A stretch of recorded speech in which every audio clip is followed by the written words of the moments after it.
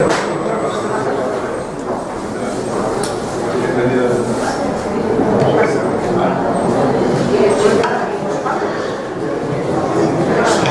tardes, muchas gracias a todos por la asistencia, compañeros, amigos, personal de Filosofía a la Calle, lectores todos. Para mí es un honor estar aquí y formar parte de Jornada Literaria, sobre todo que Noemí Trujillo me haya dado esta gran oportunidad. Y les cuento un poco el itinerario que vamos a seguir hoy. Vamos a hacer una presentación del proyecto Filosofía a la Calle, con una ponencia basada en metapolítica, que es un tema muy importante, por lo menos a mí me gustaría que fuera importante para la actualidad política española, donde no hay ningún tipo de cultura ética ni política y donde hace falta una participación directa de la ciudadanía. Diré el nombre de los ponentes, que a continuación dirán su discurso al respecto. Tenemos también un performance por Francisco Escudero y finalmente haré una presentación de dos libros que Playa acaba de tener bien publicarme: Una guerra en el limbo y Apuntes de filosofía moral. Sobre la metapolítica simplemente le adelantaré que la inició una persona que se llamaba Antonio Gramsci, que dijo que la cultura, la vanguardia cultural, todos los movimientos sociales debían estar en el lugar de la metapolítica, porque la metapolítica no creía en la bandera, ni en la sigla, ni en la ideología, exigía al pueblo una buena gestión. Y esa exigencia, esa participación directa, y les recuerdo que hay países en el norte de Europa donde hay 7 referendos anuales todos los años, yo creo que es muy necesaria. En España no tenemos ninguna fuerza vinculante del pueblo y deberíamos hacerla. No me extiendo más porque tenemos el tiempo que tenemos y doy paso al primero de los ponentes, Irene Gálvez.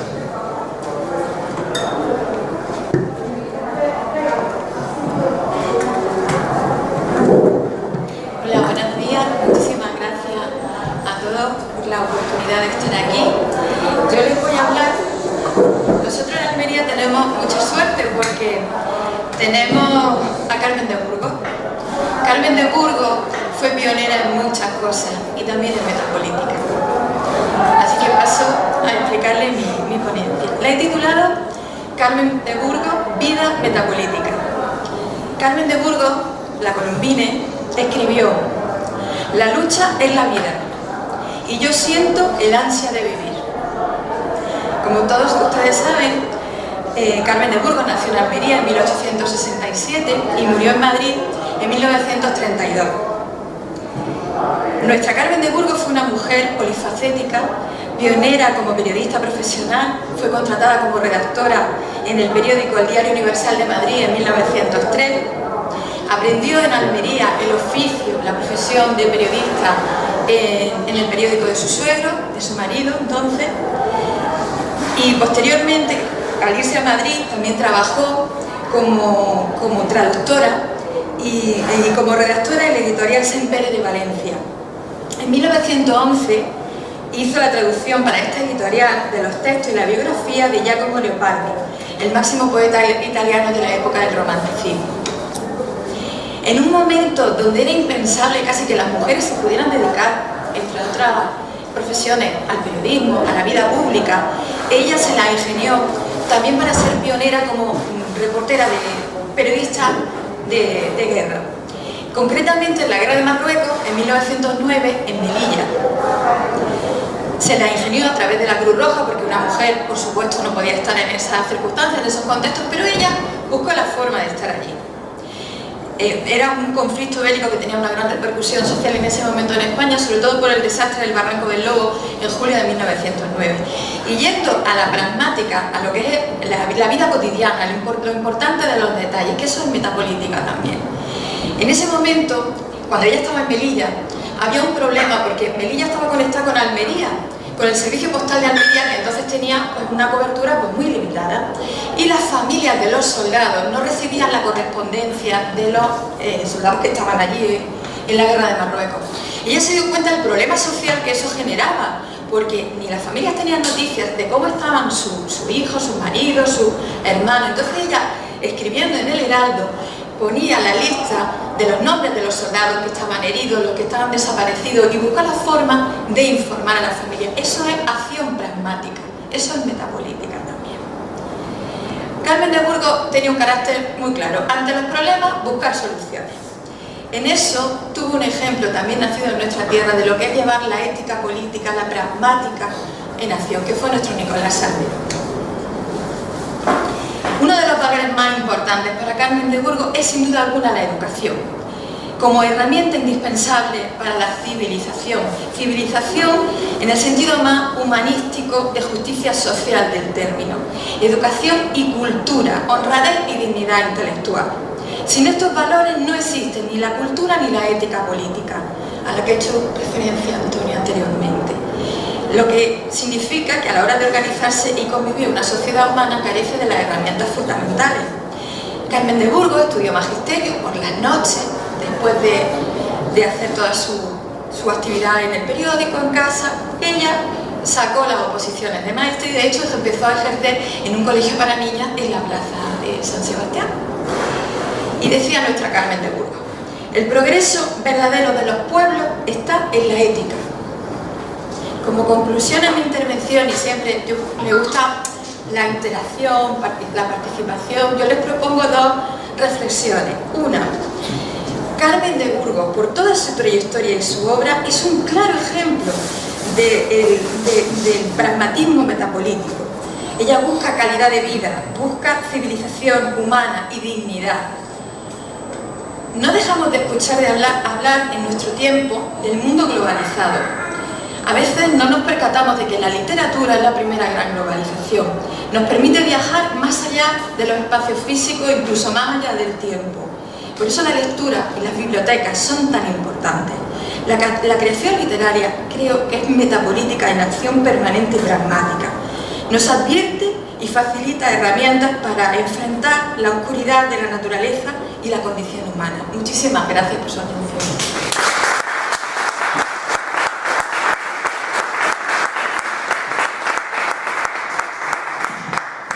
Si les parece, entre ponente y ponente doy pincelada del proyecto Filosofía en la calle. El proyecto Filosofía surgió de una frustración personal, porque durante la carrera de Filosofía no encontré ningún filósofo que fuera real. Era todo texto y una filosofía que solamente hablaba de filosofía.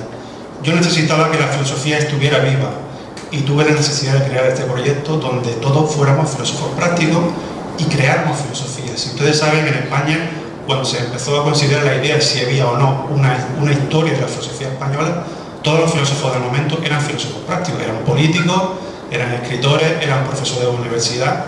El mismo Nicolás Salmerón, además de ser político, como ustedes saben, estuvo en la Institución Libre de Enseñanza y además creó un medio de comunicación. O sea, sin embargo, en España la filosofía actual está encorsetada dentro del aula. No hay ningún filósofo que sienta interés por lo que sucede fuera. Entonces, eso no podía ser. Esa enfermedad de la filosofía, esa desconexión del mundo real no podía ser. Hay que volver a conectarla. Y hay que hacer una filosofía práctica conectada con la realidad. Ese es el sentido de todo este proyecto, que ahora hemos elegido el tema metapolítica, pero necesitamos hacer una filosofía que esté viva. Seguimos con metapolítica, que tiene la palabra Jorge Cordy Brons.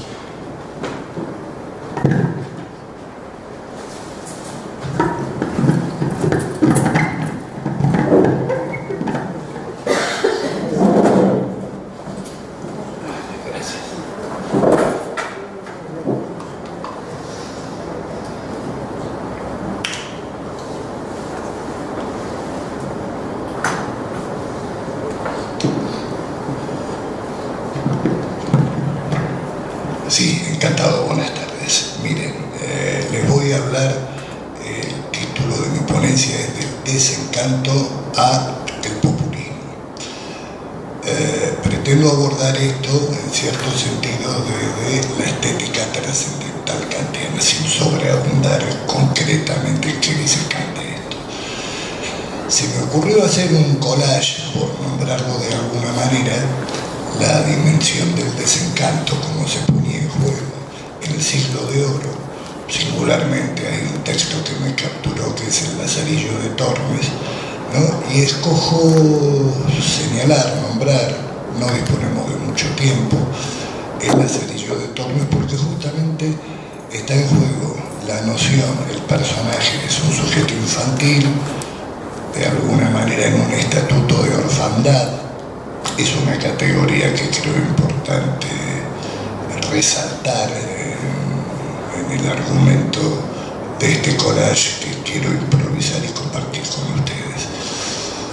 En el siglo de oro, la estructura del desencanto, se me ha ocurrido articularlo a la película de Jaime Chávarri, El desencanto, que versa sobre Leopoldo María Panero y su familia. De alguna manera opongo la orfandad del Lazarillo de Tormes a la locura de Leopoldo María Panero, de quien se señalaba como que era fruto de una constelación familiar verdaderamente singular, ¿no? Era hijo, digamos así, del poeta oficial de Franco, ¿no? O sea, es un oscuro orgullo que un golpista encarne, digamos, lo apadrine a un poeta. Entonces, esta singularidad del desencanto, como Nietzsche en la película El hermano de Leopoldo María Panero señala que para llegar al desencanto hay que haber vivido algo del orden del encanto. Es interesante, esta película es de 1974 y después hay como una nueva reunión en 1994 que la hace otro director. Evidentemente en el 94 Leopoldo María Panero ya estaba con los efectos de una psicosis, o sea, años de locura, hospitalismo, medicalización, y se comenzaron, digamos, a notar los efectos, digamos, de los dispositivos psiquiátricos en este hombre. Así como hoy nos reúne una referencia, una cita que tiene que ver con Antonio Gramsci, yo voy a tomar de Gramsci, justamente para la dimensión del desencanto, el pasaje del populismo, que debemos decir que es el populismo. El populismo es, en la debilidad mental de esta actualidad neoliberal y trasnochada, es una especie, digamos así, de cajón desastre, donde casi se localiza algo del orden de lo subversivo. Es interesante rescatar esta dimensión de lo subversivo, no en el sentido de lucha armada, por supuesto que esto es inaceptable, sino que junto con Gramsci, en 1930, en los cuadernos de la cárcel, se plantea Gramsci, ¿no? O mejor dicho, genera, ¿no?, el concepto enemigo, pero enemigo no en el sentido de una pelea, sino que el enemigo es aquel que no puede ser adversario en una dialéctica del diálogo, en una erística. La posición de Gramsci en este punto es interesante, es justamente plantear qué hay que conservar y qué hay que subvertir. Estamos hablando de 1930 y en la cárcel. 2018 creo que es otro momento muy señalado para plantear esto, ¿no? Es decir, qué conservar y qué subvertir. Repito, por efecto de los más media y, en fin, distintas operaciones y los dispositivos vigentes, subversivo no tiene nada que ver con violencia, sino subvertir es apropiarse de una invención del recorrido conceptual que cada lector haga. Seguimos con las pinceladas. Decirles que hablamos antes de que la filosofía estaba enferma. Le contaré algunos de los motivos. Uno de ellos es el colapso que hay en el sistema educativo, en el que la filosofía se ha reducido a algo mínimo y está a punto de extinguirse. Y además el enfoque que tiene, que es es histórico. La filosofía se enseña en la educación como historia de filosofía, pero eso no es filosofía, igual que el derecho no es lo mismo que historia del derecho. Otro de los problemas que existen fue que los totalitarismos de las últimas guerras mundiales se apropiaron de la filosofía y la adaptaron para su ideario, convirtiéndola en algo vacío, que ya no servía para nada. Y otro problema es la mercantilización. Vivimos en una sociedad de consumo donde la cultura también es un producto de mercado, incluido la Todos estos indicios nos indican de que la filosofía está enferma y que tenemos que intentar que deje de estar enferma, que sea algo más que un mero género literario, que es lo que es la actualidad, que esté vivo. Seguimos con Metapolítica. El siguiente ponente es Francisco García Carbonell.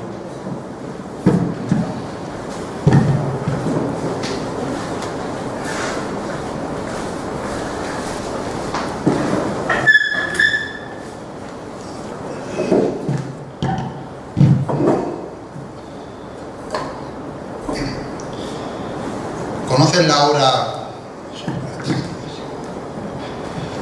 la obra del artista plástico Max Mullican? Para los que lo conozcan, es muy sugerente, ¿verdad? Ese juego con los elementos para alterar nuestra razón, para la noción de la realidad. Una de sus máximas es: no es el mundo que tú ves, es el mundo que yo veo representado en el mundo que tú ves. Este artista genial es quizás de las primeras, si no el primero, que en los años 70 trabajó el psicoanálisis social. Algunas de sus obras, por poner uno de tantos ejemplos y sobre lo que tanto han trabajado otros filósofos, nos puede interrogar, seguro que lo habrán escuchado alguna vez: ¿qué hay detrás del mundo de los superhéroes, de los cómics? ¿Qué hay detrás de ese espectáculo en torno a nuestra forma de ser, estar y percibir? ¿Qué diferencia hay entre Superman, de una moral intachable y de antaño, y el cínico Adrian Paul? ¿Qué diferencia entre el salvaje pasional Loveno y el cómico e inseguro Spiderman?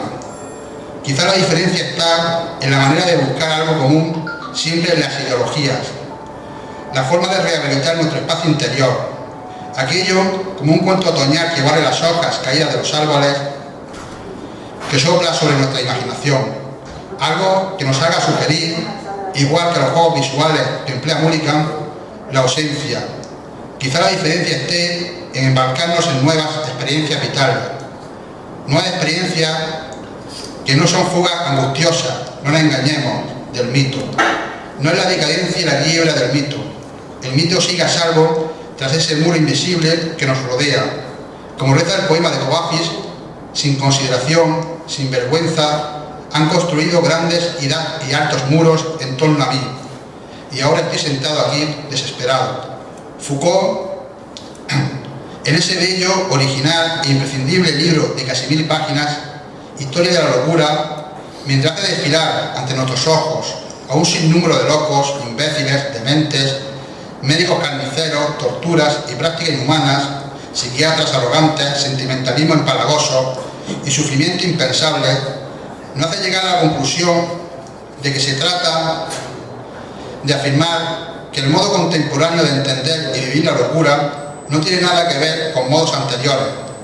No más hay que ver la cantidad de términos psicopatológicos que maneja la OMS, un laborioso intento de una construcción de la razón sobre algo que le es exterior y que daría los suficientes tomos para llenar una biblioteca, como por ejemplo la de Carbonera. El autor, cuando habla sobre el Renacimiento, trata la locura poniéndonos como ejemplo el Quijote de Cervantes, el Quijote que representa el delirio frente a la buena razón de Sancho. En esta ejemplificación, quizás trágica, entre razón y sin razón, que hoy en día es impensable, Don Quijote, en sus palabras locas, nos dice el filósofo, muestra un gran abismo de sentido, un sentido con una gran pedagogía, un diálogo entre la razón y la sinrazón. En esto Foucault escribe: la locura renacentista mantiene un diálogo con la razón y le transmite una sabiduría que la razón es incapaz de alcanzar por sí misma. Don Quijote le enseña a Sancho Panza cosas que este último nunca podría aprender por sí mismo acerca del valor, la nobleza, el amor, la libertad, el honor. Este mismo diálogo surgió entre los matemáticos, por ejemplo, poner un ejemplo, Ramanujan y Hardy, la intuición del matemático indio que veía en cada número una deidad, y el excéntrico inglés que le exigía desesperadamente la eficacia extrema de la prueba empírica a sus conclusiones. Entre la locura quijotesca de Ramanujan, transmitiéndole una sabiduría que transformaría la forma en que los científicos explican hoy en día el mundo, y el profesor que se preguntaba ante estas teorías que parecían surgidas de lo sobrenatural, ¿qué haría falta para probar lo imposible? Aunque también está el caso contrario, como refiere el teórico Cizet, cuando el budista dice: no seas tonto, no te dejes atrapar por lo material, retírate a estar en paz contigo mismo. Así, de esta manera, y aquí está el mensaje, vas a tener éxito en tu vida. En realidad, esta fidelidad a la belleza resonante del loco sabio esconde, igual que esconde la poesía, la oscuridad de un mundo interior en guerra, lo amargo de la vida convirtiéndose en dulce, el desastre volviéndose delicioso, e igual que el espejismo surgiendo en el desierto, una especie de negación simbólica de la realidad. Decirles que el proyecto Filosofía en la Calle comenzó hace algunos años. El primer acto público fue justamente el último acto público de la librería Sintagma. A continuación, el año siguiente me fui con Francisco Escudero al Instituto de Ejido, en Fuente Nueva. Hicimos una exponencia similar a la de hoy. Y el siguiente paso fue el Museo Provincial de Almería, donde ya hicimos exposiciones de fotografía, el performance, etc. En ese momento nos avalaban instituciones como el Consejo Superior de Investigaciones Científicas, la Junta de Andalucía, la Red Española de Filosofía, la Universidad de Almería. En la siguiente ocasión, que fue el ciclo cuarto, fuimos a la Universidad de Murcia, que fue también avalista, y esta, nuestra quinta jornada, ha coincidido también con Carboneras Literarias. Tenemos pensamiento de, al menos tenemos cedido 3 ciclos por la UNED, como uno en Almería, otro en Valencia y otro en Madrid, y esto funciona, está teniendo una gran proyección. Yo les animo a todos ustedes a que nos sigan, y tenemos las puertas libres para todo aquel que quiera participar, puesto que somos un proyecto, un equipo de personas multidisciplinares. Hay personas de diferentes ramas, tanto artísticas como ideológicas. Seguimos con metapolítica. Le doy paso a 2 ponentes que van en el equipo, Francisco Escudero y Miguel Parra Uribe.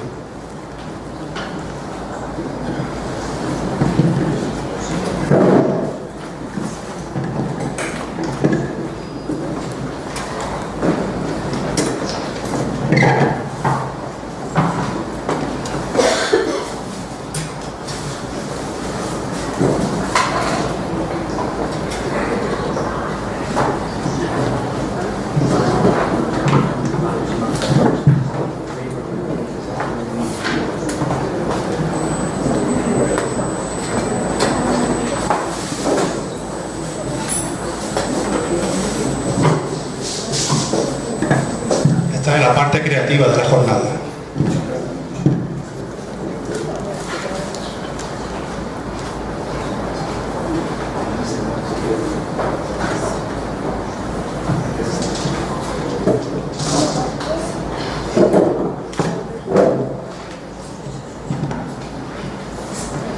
Buenas tardes.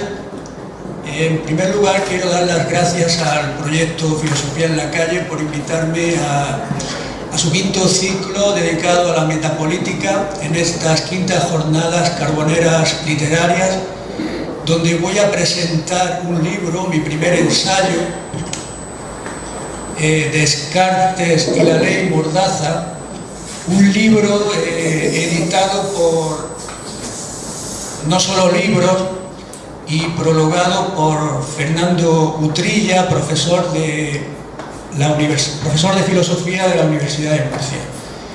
He traído unos cuantos ejemplares para si alguien luego quiere comprar alguno al módico precio de €1. No voy a hacer comentarios sobre el libro para no destriparlo, pero sí os voy a leer un pequeño texto.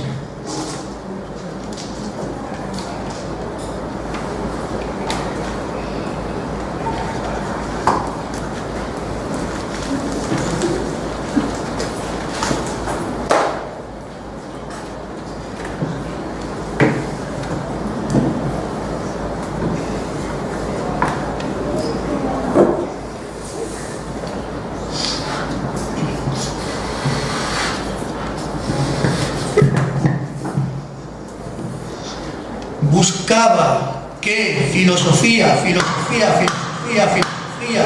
la de principio, primera él como escrúpulos,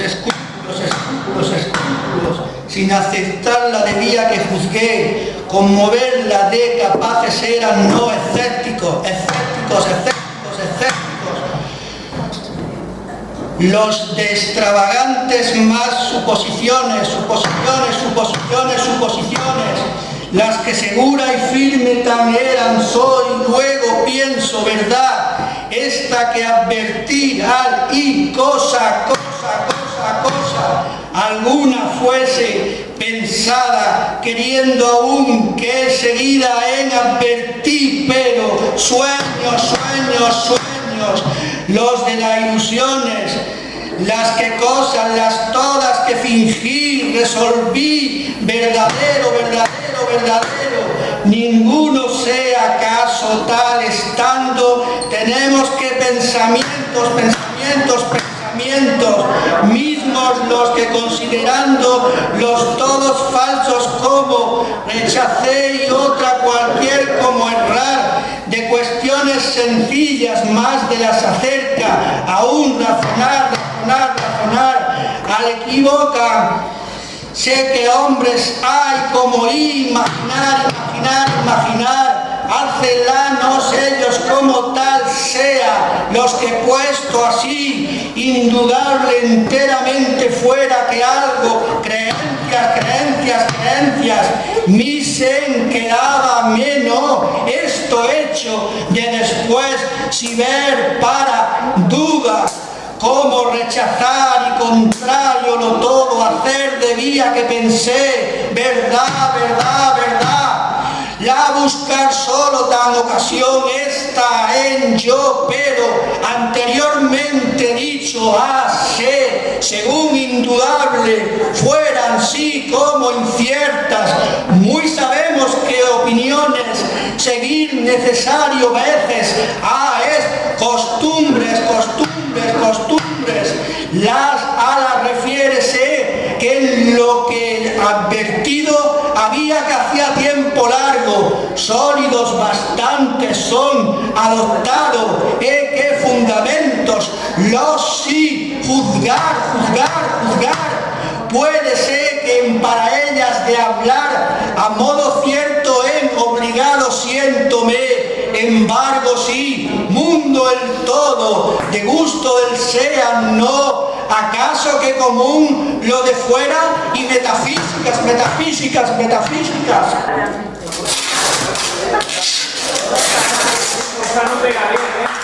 Pero no me pregunto más. ¿Por qué? Esa no se hace.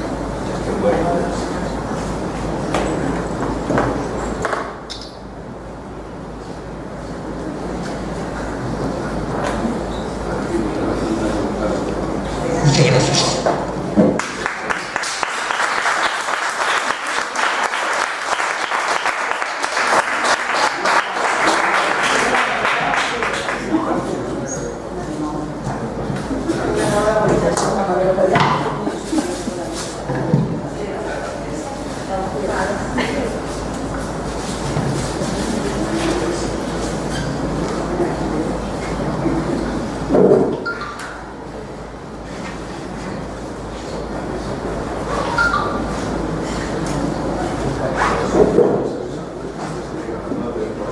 Buenos días, mi nombre es Miguel Barra Uribe, le doy las gracias a los amigos de Filosofía en la Calle y también a los amigos y compañeros de las jornadas literarias de Carboneras. Esto que ustedes tienen aquí y que está a disposición de ustedes, que lo quiera usar, ¿hay alguien que lo quiera usar?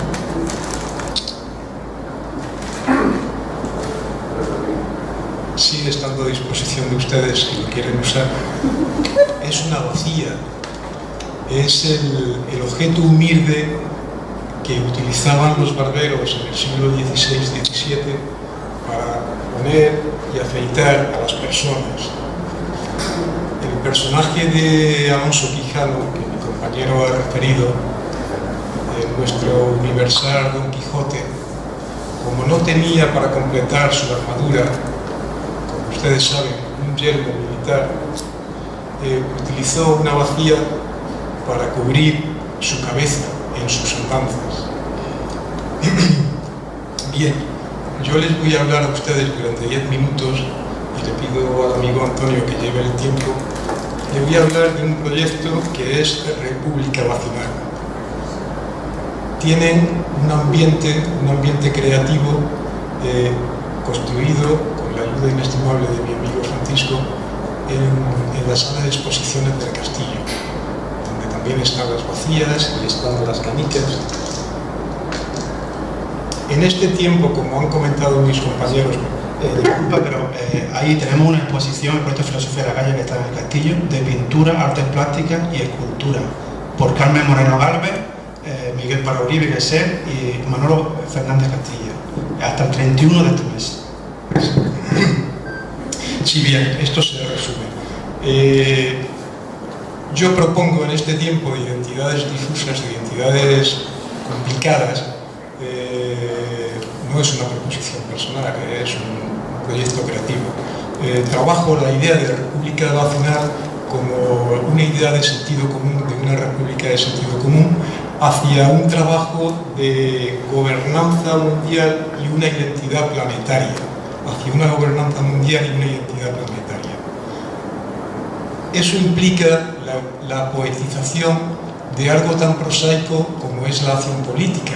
Todos pensamos que la acción política es aquello que trata de administrar lo más prosaico y duro que tenemos a alrededor, pero en realidad la acción política puede, como una acción más, extensión de lo humano, puede y debe cargarse de todas las facultades de lo humano, entre ellas la poetización, la creatividad para buscar un mundo mejor y más justo. Voy a dar paso a leer unos enunciados que hablan un poco de esto. Somos una especie de primates en un planeta menor, de una estrella normal, en una galaxia más. Homínidos salidos de África y extendidos por el resto del planeta. Una canica aquí representa un planeta. Tenemos una idea de vivir en un lugar sólido, plano. Ahora mismo estamos en un lugar un poquito más grande que este, que va rodando en múltiples velocidades en unos espacios vacíos y enormes. Y nosotros estamos ahí. También somos polvo del universo. Estamos hechos con los mismos elementos químicos de la totalidad del universo: hidrógeno, carbono, oxígeno. Herederos culturales de tramos civilizatorios, cultura mediterránea, cultura grecorromana, en el caso de los habitantes del mundo occidental. El mundo oriental tiene otros orígenes, pero igualmente son herederos de tramos culturales. La res pública, el concepto de politeía, lo público, la acción y actividad pública sistémica, politeía, una polis, ciudad-estado, la gestión de lo común. Estamos en un tiempo bisagra de cambios muy acelerados, en el que la economía, la información, como muy bien ha contado mi compañero, la transformación rápida del clima por nuestra presión activa y demográfica, la incidencia tecnológica de la comunicación global e interpersonal nos aboca a la percepción racional y emocional de una intensa incertidumbre.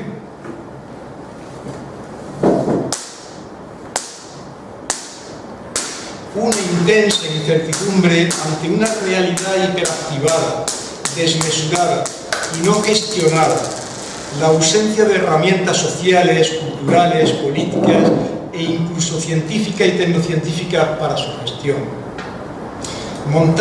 Estamos montados en una realidad caballo desbocado y furioso, sin bridas para su contención, gestión y conducción sensata.